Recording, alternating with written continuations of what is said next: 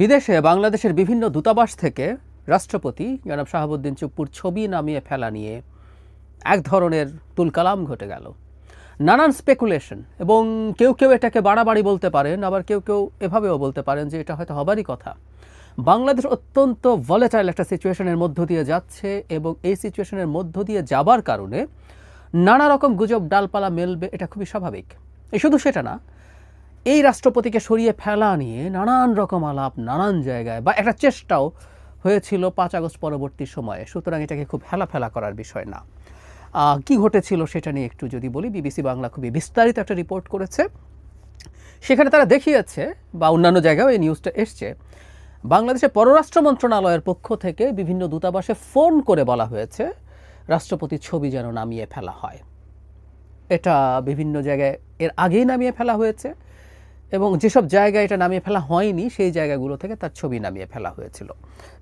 কারণ খুঁজতে গিয়ে বিবিসি বাংলা রিপোর্ট বলছে, একটা সূত্রের বরাতে পরিবেশ উপদেষ্টা সৈয়দা রিজওয়ানা হাসান জেনেভায় গিয়েছিলেন, এবং সেখানে বাংলাদেশ দূতাবাসে জনাব শাহাবুদ্দিনের ছবি দেখে তিনি ক্ষুব্ধ হন, এবং তিনি জানান যে এটা তিনি পররাষ্ট্র মন্ত্রণালয়কে জানাবেন। তিনি ফিরে আসার পরই ঘটনাটা ঘটল। এটা খুব ইন্টারেস্টিং একটা ব্যাপার। তিনি সাংবাদিকদের সাথে যখন কথা বলছেন তখন তিনি এই প্রশ্নটার জবাব আসলে দেননি।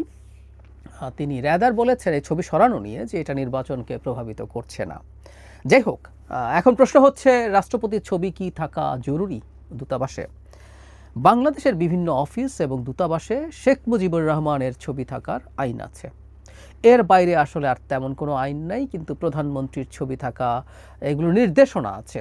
এবং আমি এই রিপোর্টে, আপনার রিপোর্টটা পড়ে নিতে পারেন, খুবই বিস্তারিত ভালো একটা রিপোর্ট। তারা সেখানে যেটা দেখাচ্ছেন, বিভিন্ন রাষ্ট্রের দূতাবাসে প্রেসিডেন্টের, মানে আমাদের তো আসলে রাষ্ট্রের প্রধান 1 নম্বর ব্যক্তি তো আসলে রাষ্ট্রপতি, তার ক্ষমতা যেমনই থাকুক না কেন। সো প্রধান, যিনি রাষ্ট্রের প্রধান, তার ছবি টাঙিয়ে রাখার একটা কাস্টম বা নর্ম আছে। বাংলাদেশের দূতাবাসগুলো সম্ভবত এই নর্মটা ফলো করছিল। এখন নানান প্রশ্ন এসে হাজির হয়েছে।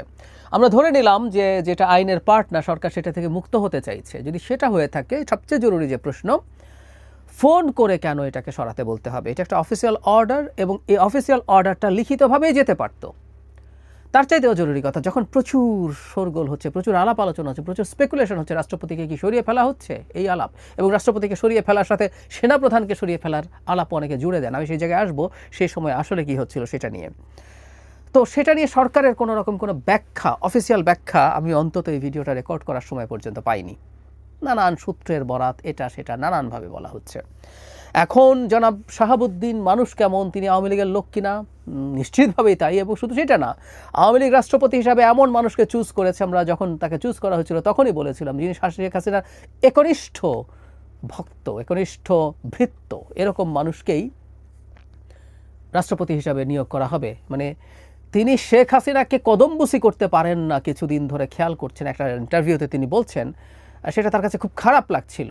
এটা আসলে পরে বুঝতে পারেন যে তাকে রাষ্ট্রপতি করা হবে সিদ্ধান্ত তখন তিনি নিয়েছেন বলে তার আর কদমবুসি গ্রহণ করছেন। একজন রাষ্ট্রপতি হওয়ার পরে এই ধরনের আলাপ তিনি করছেন। সো তার সম্পর্কে নতুন করে বলার কিছু নাই, কিন্তু তার সব কিছুর পরও বাংলাদেশের একটা সাংবিধানিক স্টেবিলিটির স্বার্থে তাকে রাষ্ট্রপতি হিসেবে রাখা হয়েছে। এটা ঠিক আছে, কিন্তু তাকে যদি এখন ছবি সরানো শুধু ছড়ানোর কারণেই হয় সেটা একদিক, কিন্তু যে বললাম একটা কনটেক্সট আছে, সেই কনটেক্সটে আসছি। 5 আগস্ট পরবর্তী সময়ে রাষ্ট্রপতিকে সরানোর জন্য বিভিন্ন রকম চেষ্টা হয়েছে। রাষ্ট্রপতি কেন সমস্যা সেটাই আসবো, কিন্তু আমরা খেয়াল করেছি প্রবাসী খুব গুরুত্বপূর্ণ অনলাইন ইনফ্লুয়েন্সাররা দফায় দফায় রাষ্ট্রপতির বিরুদ্ধে কথা বলেছেন। শুধু সেটা না, বোধ করি তাদের প্রভাবেই, তখনও এনসিপি হয়নি, ছাত্রদের দুটো সংগঠন ছিল, বৈষম্য বিরোধী ছাত্র আন্দোলন, আর একটা অবশ্য ছাত্রদের না, ইয়াং প্রফেশনালদের জাতীয় নাগরিক কমিটি, তারা কম্বাইন্ডলি শহীদ মিনারে রাষ্ট্রপতির অপসারণের জন্য একটা আলটিমেটাম দিয়ে দিয়েছিলেন।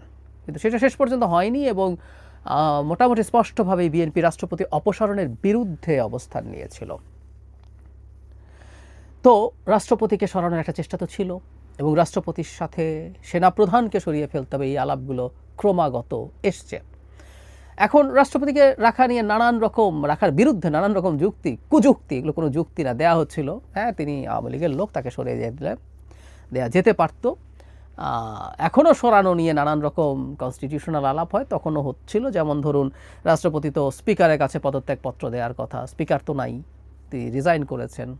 সংবিধান অনুযায়ী, আমি আর্টিকেল ধরে ধরে বলছি না, এগুলো সব কনস্টিটিউশনে আছে, যে কেউ দেখে নিতে পারেন।